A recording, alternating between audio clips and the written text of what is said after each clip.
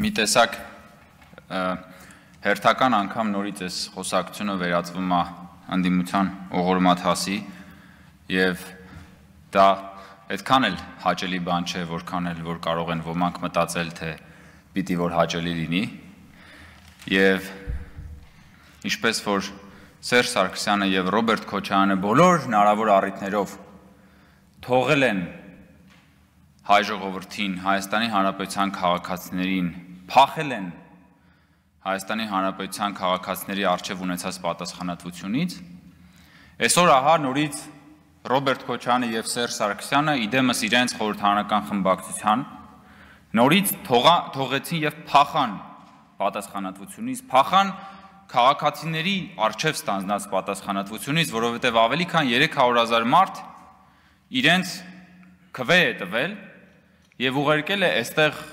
ոչ թե պարազիտանալու Հայաստանի Հանրապետության հարկատուների հաշվին, այլ գալու եւ այստեղ խոսելու, այստեղ ոչ միայն կտրիչ ելույթներ ունենալու, այլ նաեւ կարողանալու լսել այն ելույթները, որոնք հնչելու են ի պատասխան դրա։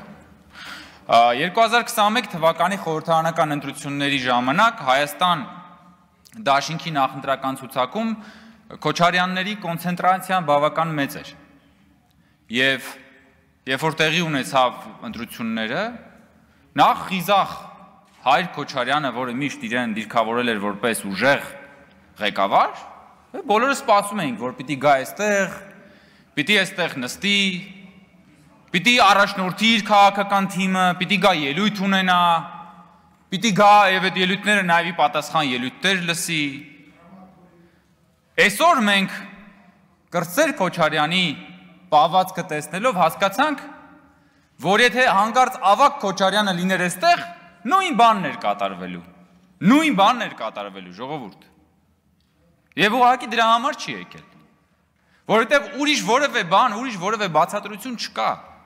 Որովհետև ի վերջո տղամարդկությունը, այո, իրենց պատկերացրած տղամարդկությունը ոչ միայն խրոխտ բաներ ասելն է, այլ շատ հաճախ ավելի դժվար խրոխտ բաներ լսելն է, որը իրենք որևէ կերպ չեն կարողանում անել։ Եվ ինձ համար հոգեբանորեն շատ դժվար է ասել բան, եւ շատ բան ունեմ ասելու, որը հիմա ուղղակի չեմ կարողանում ասել, որովհետեւ չեմ կարող նայել նրանց աչքերին, որովհետեւ իսկապես դա մի տեսակ արդեն շատ է նմանվում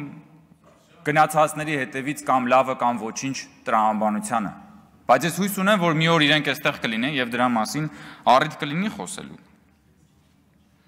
Ասում է, մեր հարստությունը ինչը որ ունենք, ամբողջը բանա,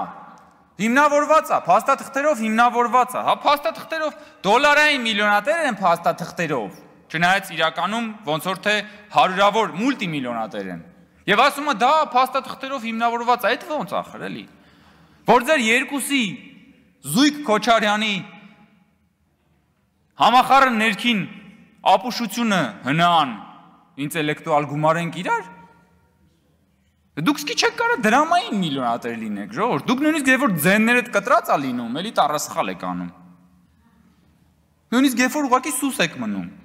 Դուք նույնիսկ քնած ժամանակ եք տառասխալ անում։ Դուք ո՞ս կարաք ասենք գաք ես երկրում պատերազմից հետո այդ իրավիճակում դառնաք դոլարային միլիոնատեր, մի հատ էլ գաք այստեղ եւ ասեք, որ բան փաստաթղթերով ամեն ինչ հիմնավորված է։ Եվ իրականությունը ո՞րն է այս վերջին մի քանի օրերի խորհրդարանական քննարկումների հիմնարար պատճառը հետևյալն է, որ ապօրինի գույքի բռնագանձման թափանիվը անշրջելիորեն առաջ է գնում, որ այս մարդիկ չեն կարողանալու անկաշկանդ որոճալ իրենց թալանածը, թույլ չենք տալու անկաշկանդ որոճալ ձեր թալանածը, ձեր երազանքը չի իրականանալու։ Եվ հենց դրա համար, կորցնելով նաև վերջին հույսը սահմանադրական դատարանում, տեսնելով, որ արդեն դատարաններ են մտնում կոնկրետ հայցադիմումներ, հասկանալով, որ գնացքը արդեն գնում է այս մարդիկ իրենց քարոզչական եւ ոչ միայն քարոզչական մարտա գլխիկներին ուղարկում են այստեղ ակտիվանալու եւ վերջին մարտը մղելու համար։ Բայց ես նորից եմ ասում, որ այս process-ը անդառնալի է։ Այս process-ը շարունակվելու է եւ ժողովրդից թալանածը ամբողջությամբ վերադառնալու է։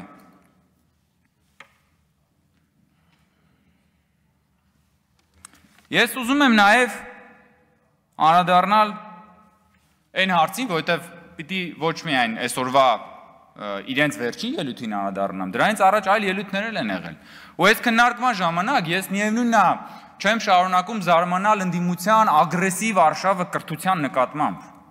եւ կրթական ընդհանրապես քաղաքականության նկատմամբ եւ այդ քաղաքակրթական կոդը իրենց մեջ որ կա կրթությունից դիվահարվելու շատ իրականում եւ տարօրինակ է եւ տարօրինակ չի։ Եվ ես ուզում եմ ձեզ ասել, որ դուք տարբեր անգամ նեղվում եք, նեղսրտում եք տարբեր բառերից, արտահայտություններից եւ այլն, որ ձեզ մասին ասում ենք։ Ես ուզում եմ այսօր մի հատ ուրիշ բանը ձեզ ասել, որ դուք իրականում դուք համբակ եք։ Համբակ։ Չշփոթել մյուս բառի հետ։ Հայերենում գոյություն ունի այդպիսի բառ, կոչվում է համբակ, նշանակում է տգետ, հիմար, տխմար, համբակամիտ, տկարամիտ։ Այս ամեն ինչը ձեր մասին է, ժողովուրդ։ Համ դուք այսօր քանի որ այն մյուս բառը քննարկվեց ավելի շատ ընդհանրապես մեկ տառի տարբերությամբ։ Ես ուզում եմ ասեմ, որ չէ կա մի շատ ավելի դիպուկ բառ է, որը ձեզ բնորոշում է։ Դուք համբակ եք, որովհետև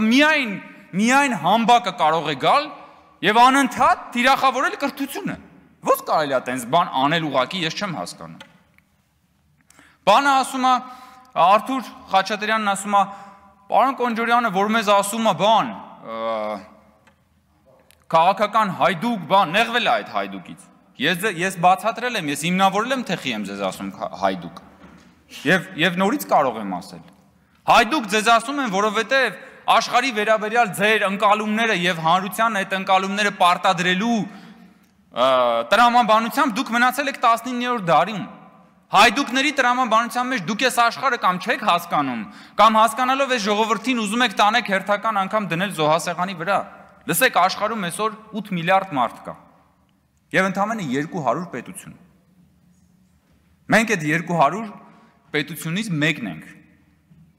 Լինելով ընդամենը, եթե հավատանք թվերին, 10 միլիոն ամբողջ աշխարհում։ Այսինքն մենք բնակչության թվով այդ 8 միլիարդի 1.100 քանի հազարերորդականն ենք, բայց իրականում մենք այդ 200-ից մեկն ենք։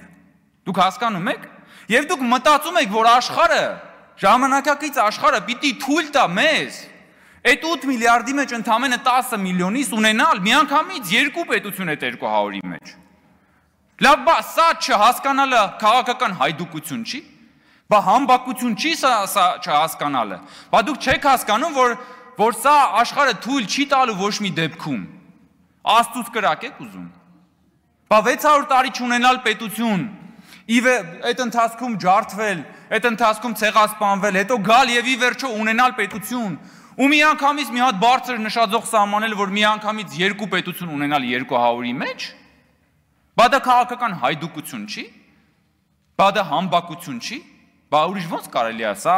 մեկնաբանել, որից դուք այսքան նեղվում եք։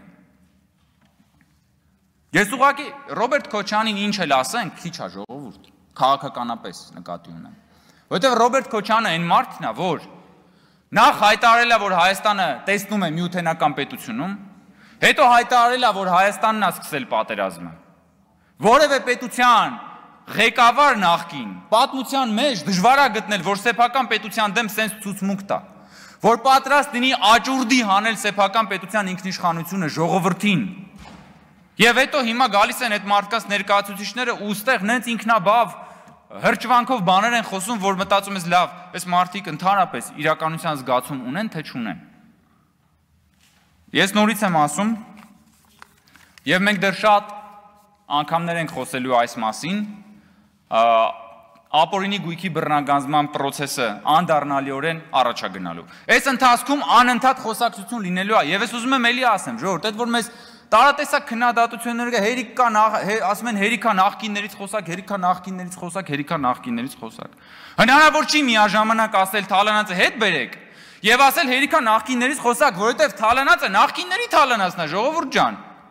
Եվ այդ նախկինները այսօր հելել են իրանց վերջին կռվին, որ այդ Թալանացը պահեն։ Հետևաբար եթե մեզ ասում եք Թալանացը հետ բերեք, դադարեցրեք ասեք նախկիններից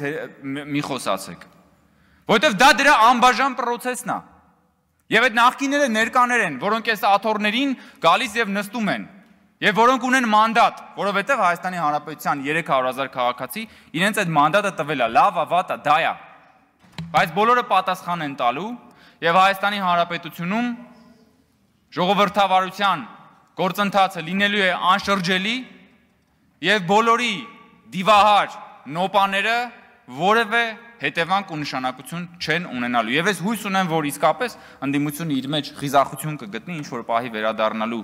խորհրդարան եւ ընդհանրապես ցույց տալու իրենք ինչ արժեն